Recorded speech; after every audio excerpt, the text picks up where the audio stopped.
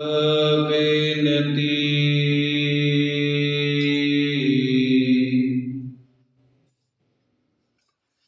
ਆਪਣੀ ਭਗਤੀ ਲਾਏ।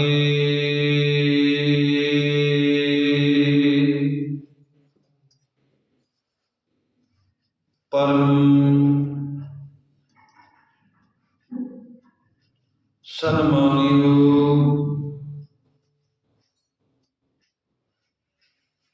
ਗੁਰੂ ਰੂਪ ਪਿਆਰੀ ਸਾਧ ਸੰਗਤ ਜੀ,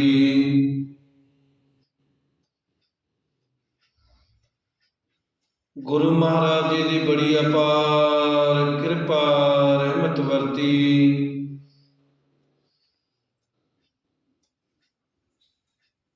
ਸੋ ਗੁਰੂ ਮਹਾਰਾਜ ਜੀ ਦੀ ਕਿਰਪਾ ਨਾਲ ਰਾਤਰੀ ਸੁਖ ਤੇ ਆਨੰਦ ਨਾਲ ਬਤੀਤ ਹੋਈ। ਦਿਨ ਆਇਆ ਸੋ ਗੁਰੂ ਮਹਾਰਾਜ ਦਿਨ ਵੀ ਸੁਖ ਤੇ ਆਨੰਦ ਨਾਲ ਬਤੀਤ ਕਰਾਉਣ। ਧੰਨ ਧੰਨ ਸ਼੍ਰੀ ਗੁਰੂ ਗੋਬਿੰਦ ਸਿੰਘ ਜੀ ਮਹਾਰਾਜ ਜੀ ਦੀ ਜਨਮ ਸਾਖੀ ਵਿੱਚੋਂ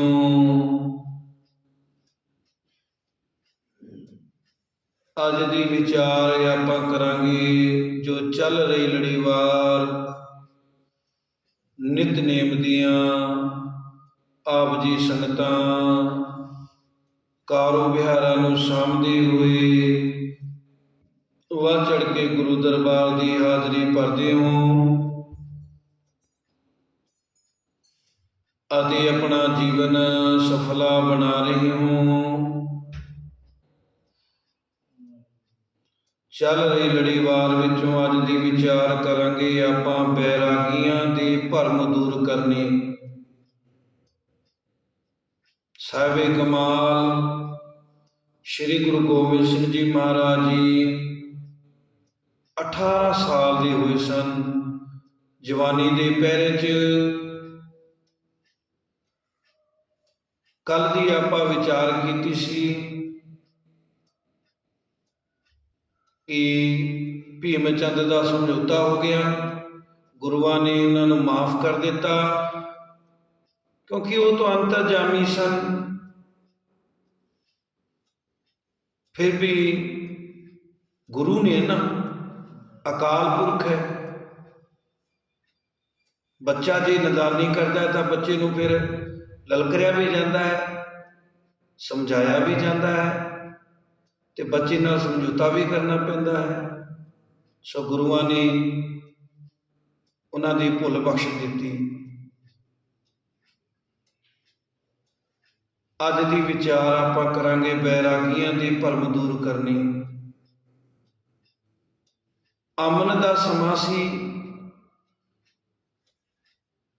ਅਨੇਕਾਂ ਲੋਕ ਸਤਿਗੁਰੂ ਜੀ ਦੇ ਦਰਸ਼ਨ ਕਰਨ ਆਉਂਦੇ ਸਨ। ਸਾਹਿਬੇ ਕਮਾਲ ਮੇਰੇ ਚੋਜੀ ਪ੍ਰੀਤਮ, ਉਸ ਸਮੇਂ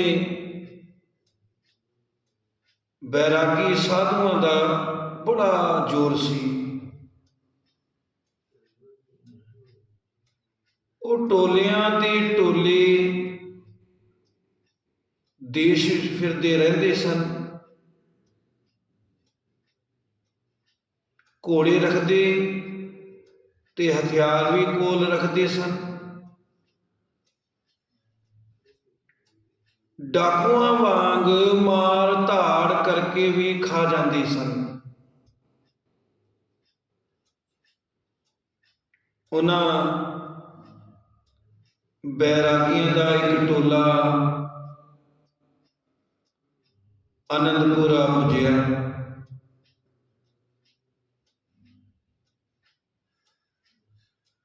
ਸਤਿਗੁਰੂ ਜੀ ਦੇ ਭੰਡਾਰੇ ਵਿੱਚੋਂ ਉਹਨਾਂ ਨੂੰ ਰਾਸ਼ਨ ਮਿਲ ਗਿਆ।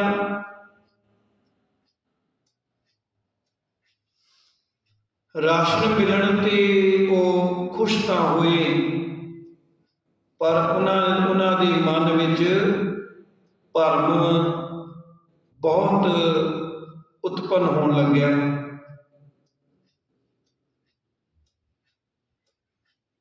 ਬੈਰਾਗੀਆਂ ਦਾ ਮੁਖੀਆ ਮਹੰਤ ਮਦਨ ਦਾਸ ਸੀ।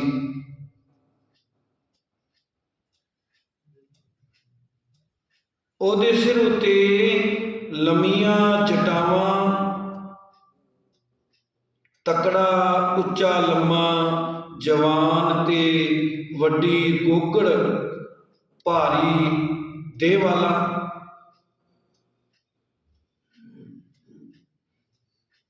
ਉਸਨੇ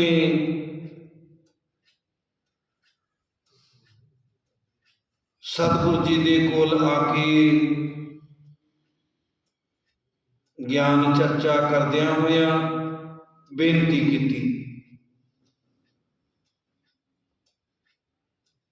ਕਿ ਮੇਰੇ ਮਨ ਵਿੱਚ ਕੁਝ ਸ਼ੰਕੇ ਹਨ।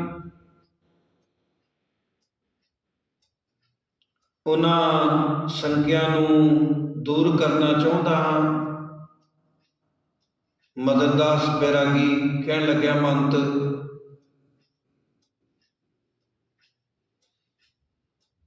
ਬੜੀ ਖੁਸ਼ੀ ਨਾਲ ਸ਼ੰਕੇ ਦੂਰ ਕਰੋ। ਸਤਿਗੁਰੂ ਜੀ ਨੇ ਫਰਮਾਇਆ, ਧੰਨ ਸ਼੍ਰੀ ਗੁਰੂ ਗੋਬਿੰਦ ਸਿੰਘ ਜੀ ਮਹਾਰਾਜ ਜੀ ਨੇ ਸਿੱਖ ਧਰਮ ਵਿੱਚ ਕੜਾ ਪ੍ਰਸ਼ਾਦ ਕਰਾਉਣ ਦਾ ਕਿਉਂ ਬਹੁਤਾ ਰਿਵਾਜ ਹੈ? ਕਿ ਇਸ ਦਾ ਭੋਗ ਪਰਮ ਭਗਵਾਨ ਦਾ ਜ਼ਰੂਰੀ ਪ੍ਰਸ਼ਾਦ ਹੈ? ਕਿ ਭਗਵਾਨ ਬਹੁਤਾ ਪ੍ਰਸੰਨ ਹੁੰਦਾ ਹੈ? ਮਹੰਤ ਮਦਨ ਦਾਸ ਦੇ ਸਵਾਲ ਸਨ। ਗੁਰੂ ਜੀ ਬੋਲੇ, ਠੀਕ ਹੈ, ਸਿੱਖ ਕੜਾ ਪ੍ਰਸ਼ਾਦ ਚੜਾਉਂਦੇ ਹਨ, ਇਹ ਪਵਿੱਤਰ ਪ੍ਰਸ਼ਾਦ ਹੈ। ਇਸ ਦੇ ਪ੍ਰਚਲਿਤ ਕਰਨ ਦੀ ਸਾਖੀ ਇਉਂ ਹੈ। ਜਦ ਸਤਿਗੁਰੂ ਨਾਨਕ ਦੇਵ ਜੀ ਦੇ ਸਿੱਧਾਂ ਨੂੰ ਮਿਲਣ ਵਾਸਤੇ ਸੁਮੇਰ ਪਰਬਤ ਤੇ ਕੈਲਾਸ਼ ਪਰਬਤ ਤੇ ਪੁੱਜੇ ਸਨ, ਤਦ ਸਿੱਧਾਂ ਨੇ ਇੱਕ ਚਲਾਕੀ ਖੇਡੀ ਸੀ। ਉਹਨਾਂ ਨੇ ਸਤਿਗੁਰੂ ਜੀ ਦੀ ਪਰਖਿਆ ਕਰਨੀ ਚਾਹੀ ਸੀ। ਉਹਨਾਂ ਨੇ ਕਿਹਾ ਸੀ, ਹੇ ਬਾਲਾ, ਤੂੰ ਅਸਾਂ ਨੂੰ ਭੋਜਨ ਛਕਾ ਸਕਦਾ ਹੈ?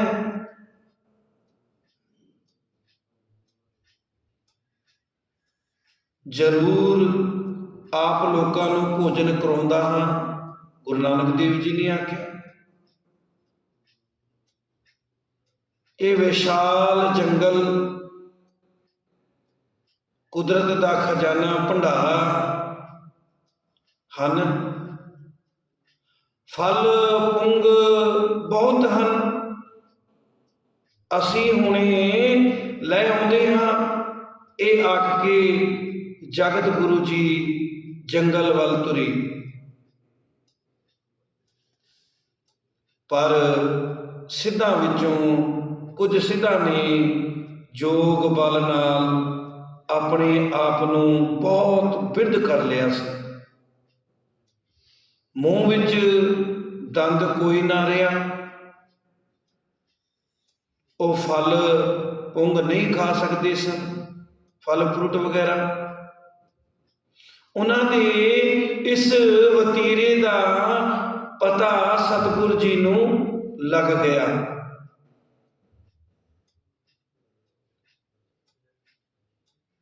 ਸਾਹਿਬਾਂ ਨੇ ਉਸੇ ਵੇਲੇ ਕਰਤਾਰ ਨੂੰ ਪੁੱਛਿਆ ਕਿ ਕੀ ਕਰਨਾ ਚਾਹੀਦਾ ਹੈ।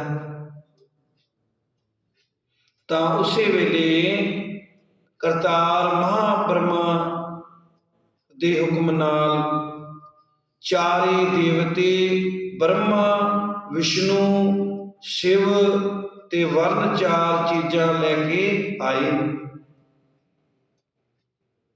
ਬ੍ਰਹਮਾ ਕੋਲ ਘਿਓ ਸੀ, ਵਿਸ਼ਨੂੰ ਕੋਲ ਖੰਡ, ਸ਼ਿਵਜੀ ਪਾਸ ਮੈਦਾ ਤੇ ਵਰਨ ਕੋਲ ਜਲ ਸੀ।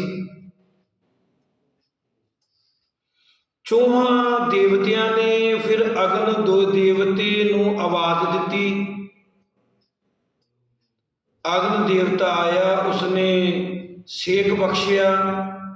ਚਾਰੇ ਚੀਜ਼ਾਂ ਇਕੱਤਰ ਕਰਕੇ ਸੇਕ ਦੇ ਵਸੀਲੇ ਨਾਲ ਕੜਾ ਪ੍ਰਸ਼ਾਦ ਕਰਕੇ ਭੋਜ ਪੱਤਰਾਂ ਉੱਤੇ ਪਾ ਕੇ ਥਾਲਾਂ ਦੇ ਸਮਾਨ ਤਿਆਰ ਕਰ ਦਿੱਤਾ। ਚਾਰੇ ਦੇਵਤੇ ਮਨੁੱਖ ਰੂਪ ਧਾਰ ਕੇ ਉਸ ਪ੍ਰਸ਼ਾਦ ਨੂੰ ਚੁੱਕੀ ਸਿੱਧਾਂ ਦੇ ਪਾਸ ਪੁੱਜ ਗਏ। ਸਤਿਗੁਰੂ ਜੀ ਨੇ ਫਲ ਪੁੰਗ ਤੇ ਕੜਾ ਪ੍ਰਸ਼ਾਦ ਉਹਨਾਂ ਨੇ ਅੱਗੇ ਰੱਖ ਦਿੱਤਾ। ਜਿਹੜੇ ਬੁੱਢੜੇ ਬਣੇ ਸਨ, ਉਹਨਾਂ ਸਿੱਧਾਂ ਨੂੰ ਸਤਿਗੁਰੂ ਜੀ ਨੇ ਕੜਾ ਪ੍ਰਸ਼ਾਦ ਬਖਸ਼ਿਆ। ਬਖਸ਼ਦਿਆਂ ਹੋਇਆਂ ਫਰਮਾਇਆ, ਤੁਸੀਂ ਇਹ ਹਲਕਾ ਪ੍ਰਸ਼ਾਦ ਛਕੋ, ਮੇਰੇ ਕਰਤਾਰ ਦੀ ਇਹੋ ਇੱਛਾ ਹੈ। ਬਾਲਾ ਕਹਿਣ ਲੱਗਿਆ, ਬਾਲਾ ਪ੍ਰੀਤਮ, ਕਿ ਇਹੋ ਪ੍ਰਸ਼ਾਦ ਛਕੋ। ਸਿੱਧ ਕਰਾਮਤਾਂ ਸਨ ਸਿੱਧਾਂ ਕੋਲੇ, ਉਹਨਾਂ ਪਾਸ ਵੀ ਬ੍ਰਹਮ ਸ਼ਕਤੀ ਦਾ ਪ੍ਰਕਾਸ਼ ਸੀ, ਪਰ ਉਹ ਹੰਕਾਰੀ ਸਨ। ਜਗਤ ਦਾ ਤਿਆਗ ਕਰਕੇ ਦੂਰ ਪਰਬਤਾਂ ਵਿੱਚ ਲੁਕੇ ਹੋਏ ਸਨ। ਫਿਰ ਵੀ ਉਹ ਤਾੜ ਗਏ ਕਿ ਚਾਰੇ ਮਨੁੱਖ ਜੋ ਭੋਜ ਪੱਤਰਾਂ ਉੱਤੇ ਕੜਾ ਪ੍ਰਸ਼ਾਦ ਲਿਆਏ ਹਨ, ਉਹ ਚਾਰੇ ਦੇਵਤੇ ਹਨ। ਅਜੇ ਉਹ ਵਿਚਾਰਾਂ ਹੀ ਕਰ ਰਹੇ ਸਨ ਕਿ ਦੇਵਤੇ ਉਹਨਾਂ ਅੱਗੇ ਕੜਾ ਪ੍ਰਸ਼ਾਦ ਰੱਖ ਕੇ ਇੱਕਦਮ ਅਲੋਪ ਹੋ ਗਏ। ਇਹ ਕੌਤਕ ਦੇਖ ਕੇ ਸਿੱਧਾਂ ਨੇ ਸਤਿਗੁਰੂ ਜੀ ਨੂੰ ਆਪਣਾ ਗੁਰੂ ਮੰਨ ਲਿਆ ਤੇ ਕੜਾ ਪ੍ਰਸ਼ਾਦ ਨੂੰ ਵਰ ਦਿੱਤੀ। ਇਸ ਵਾਸਤੇ ਸਿੱਖਾਂ ਵਿੱਚ ਕੜਾ ਪ੍ਰਸ਼ਾਦ ਕਰਾਉਣਾ ਚੰਗਾ ਸਮਝਿਆ ਜਾਂਦਾ ਹੈ। ਇਸ ਕਥਾ ਨੂੰ ਸੁਣ ਕੇ ਬੈਰਾਗੀ ਮਦਨ ਦਾਸ ਜੀ ਦੇ ਮਨ ਦਾ ਭਰਮ ਦੂਰ ਹੋ ਗਿਆ। ਉਹ ਸਤਿਗੁਰੂ ਜੀ ਦੇ ਗੁਰੂ ਘਰ ਦੀ ਮਹਿਮਾ ਦੇ ਜਾਦੂ ਨਾਲ ਖਿਲਿਆ ਗਿਆ, ਮਨ ਪ੍ਰਸੰਨ ਹੋ ਗਿਆ ਮਦਨ ਦਾਸ ਦਾ। ਉਸ ਦੇ ਪਿੱਛੋਂ ਮਦਨ ਦਾਸ ਨੇ ਗੱਲ ਸ਼ੁਰੂ ਕਰ ਦਿੱਤੀ ਕਿ ਬੈਰਾਗੀ ਬਹੁਤ ਤਕੜੇ ਹਨ, ਤੀਰ ਤੇ ਤੇਗ ਚਲਾਉਣ ਵਿੱਚ ਬਹੁਤ ਮਾਹਰ ਹਨ, ਉਹ ਕਿਸੇ ਕੋਲੋਂ ਨਹੀਂ ਹਾਰਦੇ ਜਾਂ ਡਰਦੇ। ਇਹਨਾਂ ਨੇ ਬੜੀਆਂ ਜੰਗਾਂ ਲੜੀਆਂ ਹਨ। ਬੈਰਾਗੀ ਦੀ ਐਸੀ ਹੰਕਾਰ ਭਰੀ ਗੱਲ ਫੜ ਦੇਖ ਕੇ ਸਤਿਗੁਰੂ ਜੀ ਮੁਸਕਰਾ ਪਏ। ਮੁਸਕਰਾਉਂਦੇ ਹੋਏ ਬੋਲੇ, ਬਹੁਤ ਅੱਛਾ ਹੈ, ਤੁਸਾਂ ਦਾ ਬਲ ਫਿਰ ਦੇਖ ਹੀ ਲੈਂਦੇ ਹਾਂ। ਕੱਲ ਖੁੱਲੇ ਮੈਦਾਨ ਵਿੱਚ ਫੌਜੀ ਖੇਡਾਂ ਹੋਣਗੀਆਂ, ਉਹਨਾਂ ਖੇਡਾਂ ਵਿੱਚ ਤੁਸਾਂ ਨੇ ਵੀ ਹਿੱਸਾ ਲੈਣਾ ਹੈ। ਸਤਿਗੁਰੂ ਜੀ ਦੇ ਇਹ ਬਚਨ ਸੁਣ ਕੇ ਬੈਰਾਗੀ ਨੇ ਕਿਹਾ, ਬਹੁਤ ਅੱਛਾ, ਇਹ ਕੁਝ ਹੋਏ ਤਾਂ ਹੋਰ ਕੀ ਚਾਹੀਦਾ ਹੈ। ਅਸੀਂ ਤਾਂ ਕਰਤੱਵ ਕਰਕੇ ਪ੍ਰਸੰਨ ਹੁੰਦੇ ਹਾਂ। ਅਗਲੇ ਦਿਨ ਖੇਡਾਂ ਕਰਨ ਦੀ ਤਿਆਰੀ ਹੋਈ। ਖੇਡ ਆਰੰਭ ਹੋ ਗਈ। ਅਨੰਦਪੁਰ ਦੇ ਪੱਛਮ ਵੱਲ ਨਦੀ ਨੇ ਸੁੱਕੇ ਰੋਹੜ ਵਿੱਚ, ਜਿੱਥੇ ਹੁਣ ਹੋਲੇ ਮਹੱਲੇ ਦਾ ਨਗਰ ਕੀਰਤਨ ਕੱਢਿਆ ਜਾਂਦਾ ਹੈ, ਬੈਰਾਗੀਆਂ ਜਵਾਨਾਂ ਤੇ ਸਿੱਖਾਂ ਦਾ ਮੁਕਾਬਲਾ ਸ਼ੁਰੂ ਹੋਇਆ। ਘੋੜਾ ਭਜਾਉਣ ਲੱਗ ਗਏ। ਤਲਵਾਰ ਨਾਲ ਲੜਨ ਅਤੇ ਤੀਰ ਚਲਾਉਣ ਵਿੱਚ ਬੈਰਾਗੀ ਬਾਜੀ ਨਾ ਲਿਜਾ ਸਕੇ। ਮੰਤ ਮਦਨ ਦਾਸ ਨੂੰ ਬੜਾ ਮਾਣ ਸੀ ਕਿ ਉਹ ਤੀਰ ਚਲਾਉਣ ਵਿੱਚ ਉਸਤਾਦ ਹੈ। ਉਹਦਾ ਨਿਸ਼ਾਨਾ ਨਹੀਂ ਉਗਦਾ, ਉਹ ਸਮੇਂ ਦਾ ਅਰਜੁਨ ਹੈ। ਜਿਸਨੇ ਮੱਛੀ ਦੀ ਅੱਖ ਵਿੱਚ ਤੀਰ ਮਾਰ ਕੇ ਦ੍ਰੋਪਦੀ ਪ੍ਰਾਪਤ ਕੀਤੀ ਸੀ। ਇਹ ਦਰੋਣਾਚਾਰੀਆ ਦੀ ਤਰ੍ਹਾਂ ਤੀਰਾਂ ਵਿੱਚ ਤੀਰ ਮਾਰ ਕੇ ਤੀਰਾਂ ਦੀ ਲੰਮੀ ਸੋਟੀ ਬਣਾ ਸਕਦਾ ਹੈ। ਉਹਦੇ ਤੀਰ ਕਈ ਕੋਸ ਤੱਕ ਜਾ ਸਕਦੇ ਹਨ ਆਦਿਕ, ਪਰ ਆਪ ਨਹੀਂ ਸੀ ਜਾਣਦਾ ਕਿ ਸਤਿਗੁਰ ਜੀ ਇੱਕ ਤਾਂ ਸਤਿਗੁਰੂ ਨਾਨਕ ਦੇਵ ਜੀ ਦੀ ਗੁਰਗੱਦੀ ਦੇ ਮਾਲਕ ਹਨ, ਦੂਸਰਾ ਆਪ ਇੱਕ ਮਹਾਂ ਤਪਸਵੀ ਅਤੇ ਕਰਤਾਰ ਦੇ ਹੁਕਮ ਨਾਲ ਸੰਸਾਰ ਉੱਤੇ ਆਉਣ ਵਾਲੇ ਹਨ। ਫਿਰ ਨੇਕੀ ਤੇ ਧਰਮ ਵਾਸਤੇ ਜੀਵਨ ਬਲੀਦਾਨ ਕਰਨ ਦਾ ਫੈਸਲਾ ਕਰ ਚੁੱਕੇ ਹਨ। ਮੰਤ ਮਦਨ ਦਾਸ ਦਾ ਉਹ ਤਾਂ ਨਹੀਂ ਟਲਿਆ। ਉਸਨੇ ਕਿਹਾ, ਮੈਂ ਤਾਂ ਜੀ ਤੁਸਾਂ ਨਾਲ ਤੀਰ ਚਲਾਉਣ ਦਾ ਮੁਕਾਬਲਾ ਕਰ ਸਕਦਾ ਹਾਂ। ਮੰਤ ਹੋ ਕੇ ਸਿੱਖਾਂ ਨਾਲ ਮੁਕਾਬਲਾ ਕਰਾਂ, ਇਹ ਨਹੀਂ ਹੋ ਸਕਦਾ। ਬਸ ਤੁਸੀਂ ਹੱਥ ਦੇਖੋ ਤੇ ਦਿਖਾਓ। ਸਤਿਗੁਰੂ ਜੀ ਰੋਗੀਆਂ ਦੇ ਰੋਗ ਦੂਰ ਕਰਨ ਵਾਸਤੇ ਆਏ ਸਨ। ਹੰਕਾਰ ਵੀ ਇਹ ਮਹਾ ਭਿਆਨਕ ਰੋਗ ਹੈ, ਜਿਸਦੇ ਕਾਰਨ ਬਾਲੀ ਪਤਾਲਪੁਰੀ ਨੂੰ ਗਿਆ ਸੀ। ਸਾਹਿਬਾਂ ਨੇ ਉਸੇ ਵੇਲੇ ਤੀਰ ਕਮਾਨ ਚੁੱਕੀ ਅਤੇ ਬਚਨ ਕੀਤਾ, ਬੈਰਾਗੀ ਜੀ ਦੱਸੋ ਨਿਸ਼ਾਨਾ ਕਿੱਥੋਂ ਦਾ ਲਾਵਾਂ।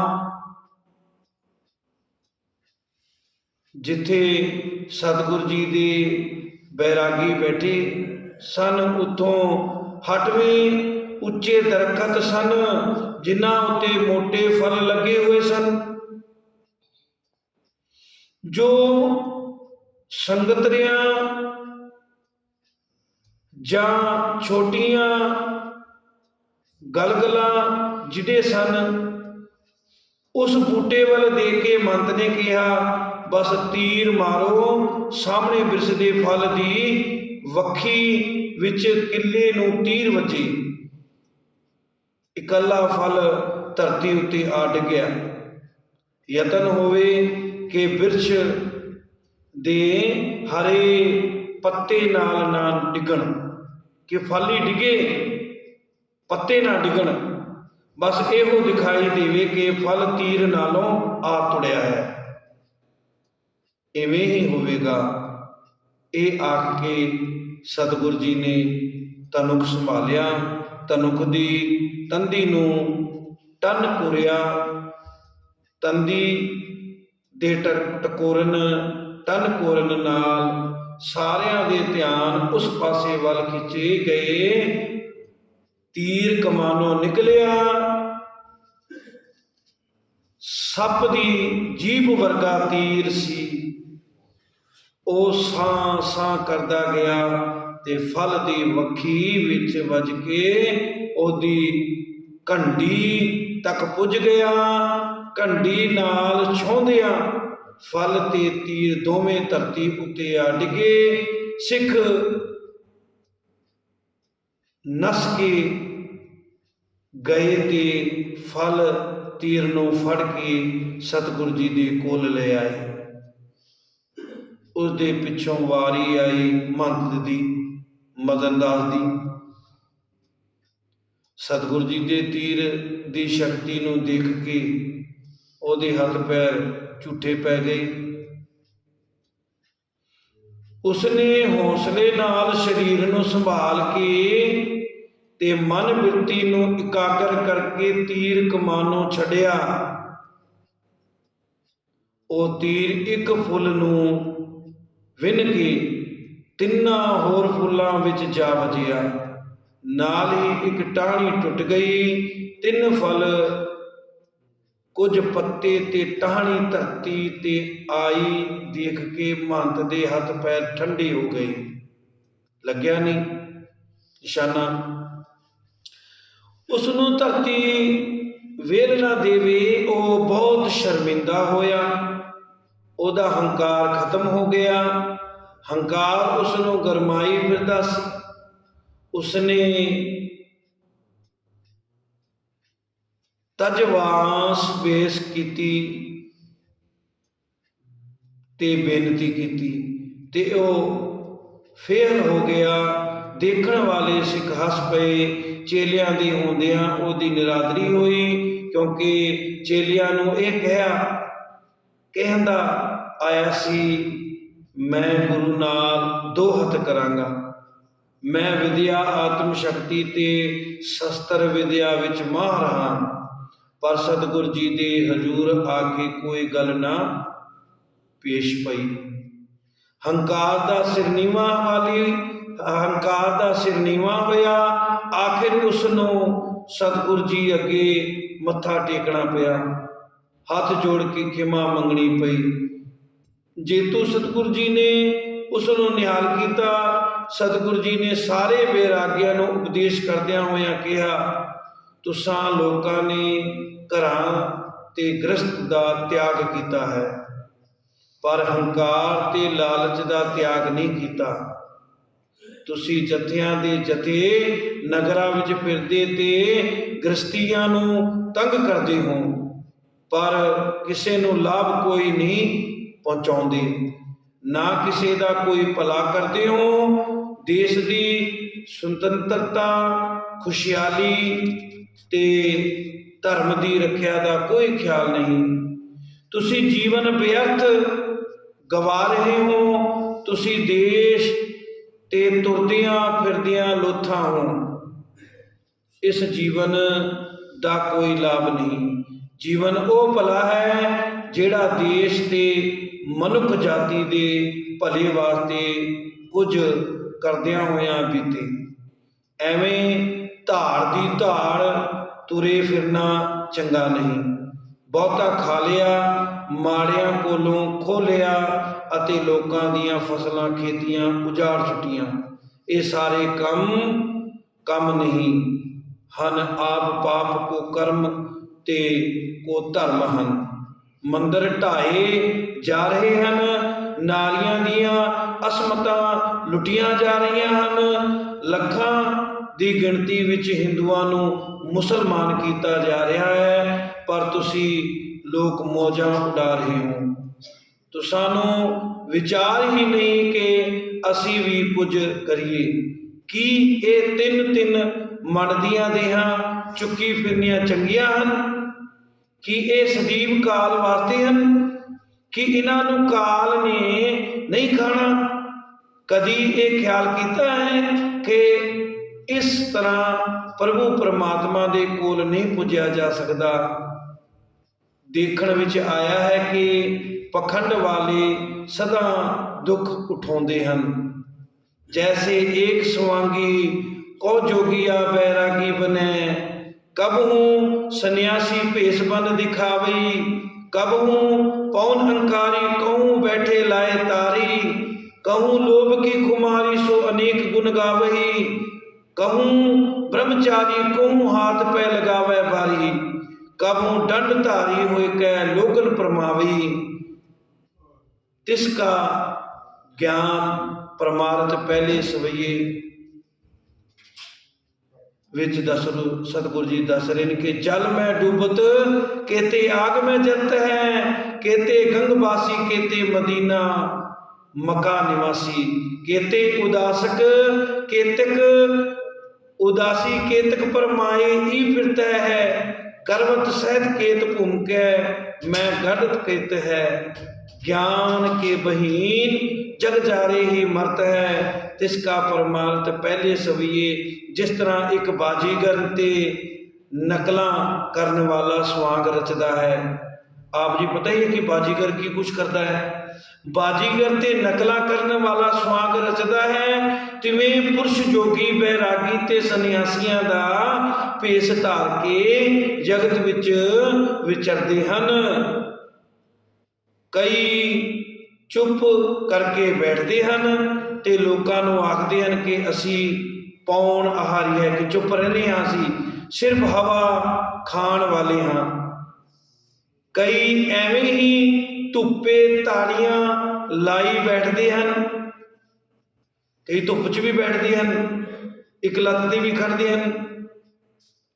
ਕਈ ਧੁੱਪੇ ਤਾੜੀਆਂ ਲਾਈ ਬੈਠਦੇ ਹਨ। ਕਈਆਂ ਸੰਤਾਂ ਮਹੰਤਾਂ ਤੇ ਦੁਨੀਆਦਾਰੀ ਵਾਲੇ ਲੋਕਾਂ ਨੂੰ ਲੋਭ ਮਾਇਆ ਦੀ ਖੁਮਾਰੀ ਚੜੀ ਰਹਿੰਦੀ ਹੈ।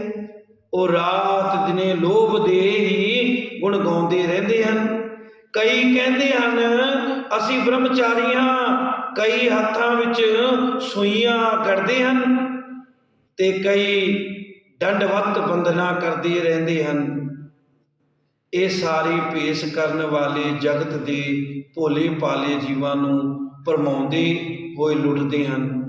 ਕਈ ਕਮਾਨਾਂ ਵਾਸ਼ਨਾ ਦੇ ਗੁਲਾਮ ਹੋ ਕੇ ਨੱਚਦੇ ਫਿਰਦੇ ਹਨ। ਇਹ ਸਾਰੇ ਭੇਸ ਕਰਨ ਵਾਲੇ ਜਗਤ ਦੇ ਭੋਲੇ ਭਾਲੇ ਜੀਵਾਂ ਨੂੰ ਭਰਮਾਉਂਦੇ ਹੋਏ ਲੁੱਟਦੇ ਹਨ। ਕਈ ਕਾਮਨਾ ਵਾਸ਼ਨਾ ਦੇ ਗੁਲਾਮ ਹੋ ਕੇ ਨੱਚਦੇ ਫਿਰਦੇ ਹਨ। ਦੱਸੋ ਐਸੇ ਪੁਰਸ਼ ਕਿਵੇਂ ਬ੍ਰਹਮ ਲੋਕ ਵਿੱਚ ਜਾ ਸਕਦੇ ਹਨ? ਪਖੰਡ ਕਰਨ ਵਾਲੇ ਪੁਰਸ਼ ਨੂੰ ਬ੍ਰਹਮ ਲੋਕ ਵਿੱਚ ਢੋਈ ਨਹੀਂ ਮਿਲਦੀ। ਦੂਸਰੇ ਸਮੇਂ 'ਚ ਪਰਮਾਰਥ ਅਨੇਕਾਂ ਹਨ ਜੋ ਕੂਕਦੇ ਫਿਰਦੇ ਹਨ। ਭਾਵ ਕੂਕਾਂ ਆਵਾਜ਼ਾਂ ਮਾਰ ਮਾਰ ਕੇ ਭੇਖ ਦਿਖਾਉਂਦੇ ਹਨ। ਕਈ ਰੋ ਰੋ ਕੇ ਮਰਦੇ ਜਿਉਂਦੇ ਹਨ। ਕਈ ਪਾਣੀ ਵਿੱਚ ਡੁੱਬਦੇ ਤੇ ਅੱਗ ਵਿੱਚ ਸੜਨ ਦਾ ਪਖੰਡ ਕਰਦੇ ਹਨ। ਕਈ ਗੰਗਾ ਹਰਿਦੁਆਰ ਦੇ ਰਹਿਣ ਵਾਲੇ ਹਨ ਤੇ ਕਈ ਮੱਕਾ ਮਦੀਨਾ ਦੇ ਰਹਿਣ ਵਾਲੇ। ਕਈ ਉਦਾਸੀਆਂ ਦਾ ਭੇਖ ਬਣਾਈ ਫਿਰਦੇ ਸਨ। ਕਈ ਆਪਣੇ ਆਪ ਨੂੰ ਆਰੇ ਨਾਲ ਚਿਰਾਉਂਦੇ ਹਨ, ਧਰਤੀ ਵਿੱਚ ਗੱਡ ਕੇ ਪਖੰਡ ਕਰਦੇ ਹਨ। ਕਈ ਸੂਲੀ ਤੇ ਚੜ੍ਹਦੇ ਹਨ ਅਤੇ ਦੁੱਖ ਉਠਾਉਂਦੇ ਹਨ। ਕਈ ਕਰਾਮਾਤ ਵਾਲੇ ਸਿੱਧ ਜੋਗੀ ਅਸਮਾਨ ਵਿੱਚ ਉੱਡਦੇ ਹਨ, ਪਾਣੀ ਵਿੱਚ ਰਹਿੰਦੇ ਹਨ, ਪਰ ਪਰਮਾਤਮਾ ਦੇ ਅਸਲ ਗਿਆਨ ਤੋਂ ਬਿਨਾਂ ਉਹ ਕਦੀ ਬ੍ਰਹਮ ਲੋਕ ਨਹੀਂ ਜਾ ਸਕਦੇ, ਸਗੋਂ ਉਹ ਐਵੇਂ ਮਰਦੇ ਹਨ। ਸੋ ਹੈ ਬੈਰਾਗੀ ਮਦਨ ਦਾਸ ਜੀ, ਤੁਸਾਂ ਜੋ ਭੇਖ ਬਣਾਇਆ ਹੈ ਇਸ ਨਾਲ ਨਾ ਬ੍ਰਹਮ ਲੋਕ ਜਾ ਸਕਦੇ ਹੋ ਤੇ ਨਾ ਹੀ ਜਗਤ ਵਿੱਚ ਵਸਦੀ ਦਿਸਦੀ ਲੋਕਾਈ ਦੀ ਸੇਵਾ ਕਰ ਸਕਦੇ ਹੋ। ਭੇਖ ਦਿਖਾਏ ਜਗਤ ਕੋ ਲੋਗਨ ਕੋ ਬਸਕੀਨ, ਅੰਤ ਕਾਲ ਕਾਤੀ ਕਟਿਓ ਬਾਸ ਨਰਕ ਮੈਂ ਲੀਨ। ਐਸਾ ਉਪਦੇਸ਼ ਸੁਣ ਕੇ ਬੈਰਾਗੀਆਂ ਦੇ ਹਿਰਦਿਆਂ ਦੇ ਸਾਰੇ ਭਰਮ ਦੂਰ ਹੋ ਗਏ ਤੇ ਉਹ ਸਦੀਵੀ ਕਾਲ ਵਾਸਤੇ ਸਤਿਗੁਰ ਜੀ ਦੇ ਚੇਲੇ ਬਣ ਗਏ। ਸੋ ਬੈਰਾਗੀਆਂ ਦਾ ਭਰਮ ਦੂਰ ਕੀਤਾ ਸਰਬੰਸਦਾਨੀ ਚੋਜੀ ਪ੍ਰੀਤਮ ਸ਼੍ਰੀ ਗੁਰੂ ਗੋਬਿੰਦ ਸਿੰਘ ਜੀ ਮਹਾਰਾਜ ਗੋਬਿੰਦ ਰਾਏ ਜੀ ਨੇ। ਸੋ ਇਹ ਭਰਮਾਂ 'ਚ ਪਾ ਰੱਖਿਆ ਹੈ। ਆਪਾਂ ਕਹਿ ਦਿੰਦੇ ਹਾਂ